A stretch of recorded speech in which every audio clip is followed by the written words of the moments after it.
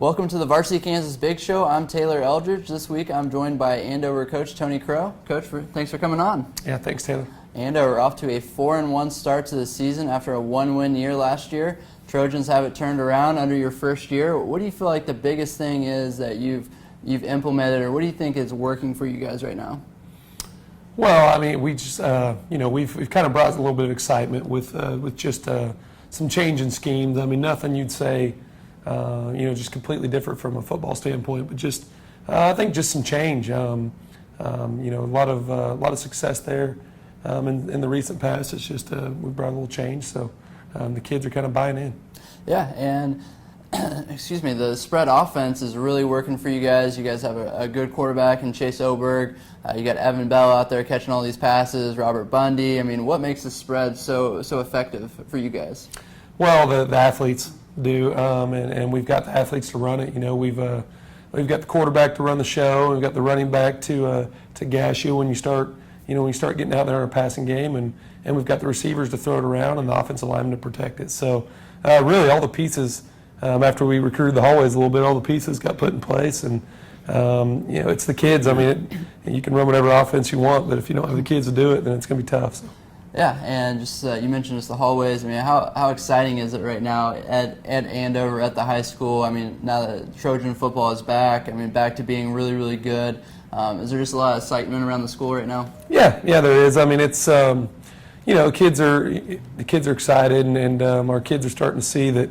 The effects of having a good football team and what that does to the whole school, and how you start the whole school year off on a good note. And it's just been, it's been fun to watch because we have 7 seniors starting for this football team that haven't previously played football until this year. And so it's it's been an exciting thing. We've got some kids out that needed to be out, and it's starting to pay dividends throughout the whole athletic program. Yeah, the offense gets a lot of the credit. They're putting up really nice stats, but I mean, we were talking a little bit before about this defense. You mentioned that the defense has really carried this team. Who are some kids, and why do you feel like the defense is stepping up this year?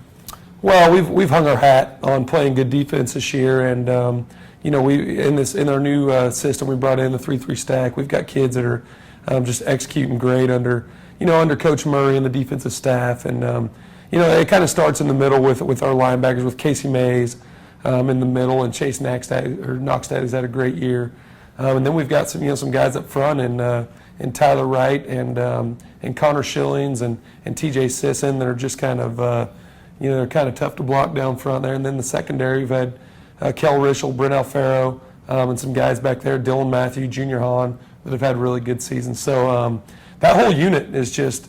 I think we've had 5 defensive scores this year, and we pride ourselves on forcing takeaways and putting a lot of pressure on the offense, and it's been fun to watch. I think we're giving up about 17 points per game, and that's pretty good in this day and age of football.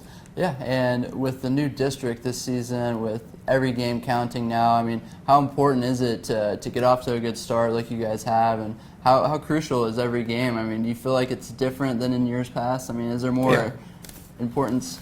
Yeah, absolutely. I mean, it used to be, get down to those 3 games and you could be 0-6 and you could still be a good seed going into the playoffs. But anymore, as we're seeing each week, winning games is important, and it's the way it should be. Every game needs to count, and it's going to come down to who's playing well and who's scored the most points, and it's going to shake out kind of weird. I mean, you get some of these teams that have been that have a little tougher schedule, that have a couple of losses and may end up at 7-8 seeds. It's going to shake things up. So we'll see how it plays out. But it's really important that you win games in the regular season. Yeah, and this Friday you guys have a big one against Newton. A couple of Division I kids on there. What's the biggest challenge in getting that next win? What do you guys have to do a good job of Friday? Well, they've got game-breaking speed. Primarily in number 7 in Remsburg, and quarterback is much improved, and they got some big talented receivers.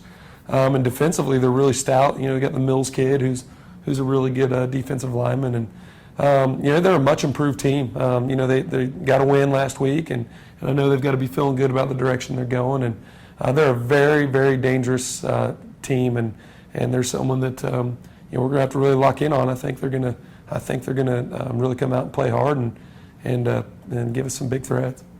All right, well, that should do it for this week. So thanks so much for joining me, Coach. Appreciate it. Thanks, Taylor. All right, be sure to check out varsitykansas.com for all your coverage.